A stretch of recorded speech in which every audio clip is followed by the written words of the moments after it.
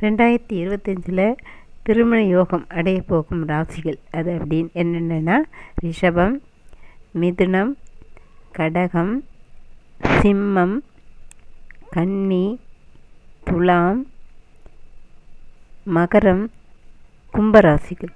இந்த ராசிகளுக்கெல்லாம் கோச்சாரப்படி கோச்சார கிரகங்களுடைய சாதகம், அடுத்தது சனி பகவான், குரு பகவான், அவங்கவுங்களுக்கு ஒரு ராசிக்கு ஒரு 7ஆம் அதிபதி, இதையெல்லாம் வச்சு கணக்கிட்டு தான் இந்தந்த ராசிகளுக்கு கண்டிப்பாக திருமணம் நடக்கும்.